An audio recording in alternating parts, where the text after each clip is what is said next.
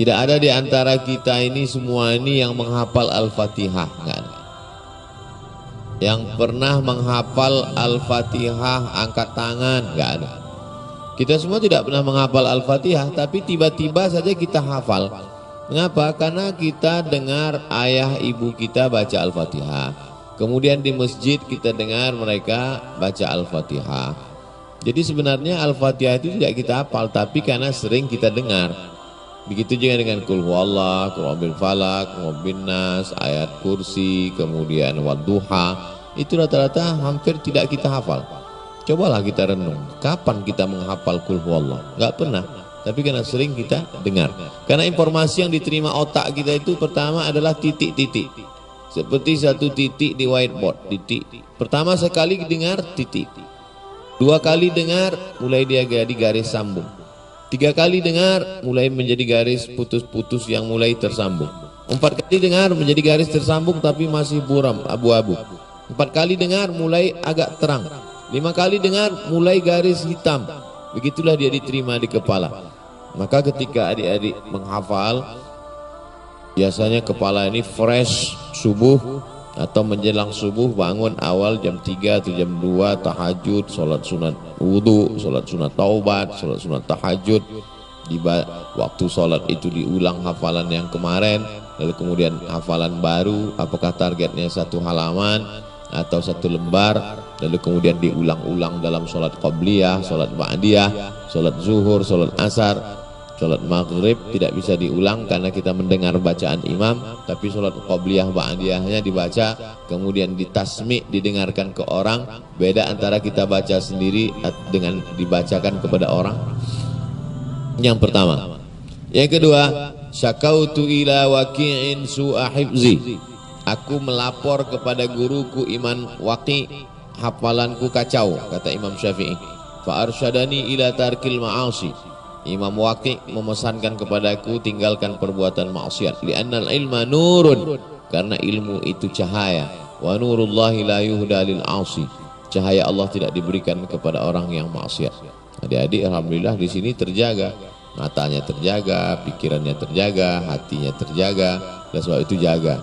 Karena Allah Ta'ala tidak mau memberikan cahaya itu kepada orang yang melakukan perbuatan maksiat. Walladzina idza fa'alu fahishatan, kalau ada dia silap khilaf, zakarullah, dia langsung ingat Allah, fastaghfirullah lidzunubihim, minta ampun kepada Allah, maka Allah mengampunkan silap salah dosa mereka. Kallabal rana ala qulubihim, ada satu titik di dalam hati mereka. Begitu ada satu titik hitam, hapus langsung dengan istighfar, salat sunat taubat, berwudu.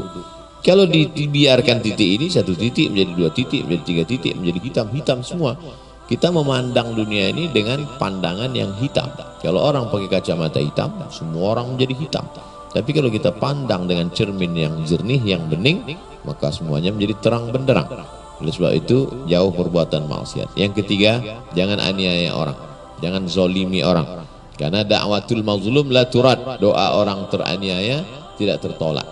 Jadi seringkali sebenarnya kita mendapatkan keberuntungan hidup itu dari doa orang lain. Doa dari sahabat-sahabat musyawarah, doa dari Pak Nasrul, doa dari tokoh masyarakat. Kami datang ingin mendapatkan doa adik-adik, adik-adik juga mendapatkan doa dari hadirin hadirat. Maka hablum minallah, hablum minan nasnya menjadi baik. Maka insya Allah jaga yang 3 ini, insya Allah hafalannya kuat. Mudah-mudahan menjadi para penghafal Al-Quran yang menjaga amanah Allah Ta'ala, menjaga Al-Quran. Nauzubillah, ketika semua Al-Quran terbakar seperti yang terjadi di Baghdad saat serangan Mongol, Genghis Khan menghancurkan semua perpustakaan, dibakar sampai air sungai Tigris, sungai Efrat itu hitam karena Quran manuskrip tinta-tinta itu luntur dibuang, sampai kuda menyeberang dari sungai Efrat dengan sungai Tigris di belahan bumi Allah Subhanahu wa taala. Tapi kemudian mengapa Quran tidak hilang? Karena Quran ada di kepala. Di kepala. Andai terbakar semua perpustakaan, andai hilang semua Al-Quran mushaf, andai dicabut begitu dibuka Quran tinggal kertas putih, Quran tidak akan hilang. Kenapa? Karena ada anak-anak, adik-adikku sekalian.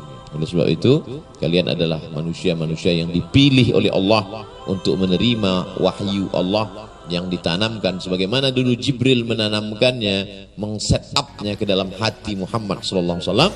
Nabi meninggal ada di dalam diri sahabat, sahabat meninggal pindah ke dalam tabi'in, tabi'in meninggal pindah ke dalam hati tabi'in, dan sekarang Quran itu bersemayam dalam hati kalian.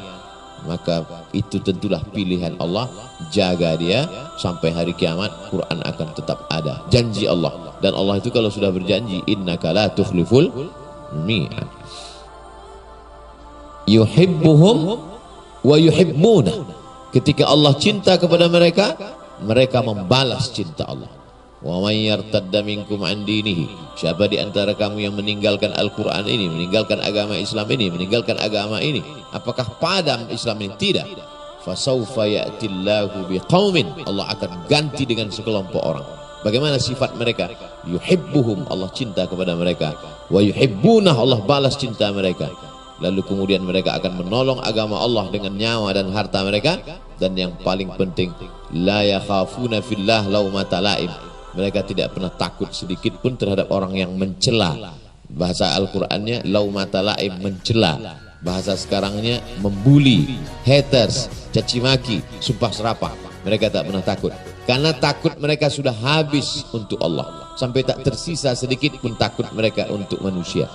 Untuk COVID ada sedikit. Tetap ikut protokol kesehatan. Wallahu a'lam. La ilaha illallah Muhammadun Rasulullah alaihi salatullah wa alihi wal ahibba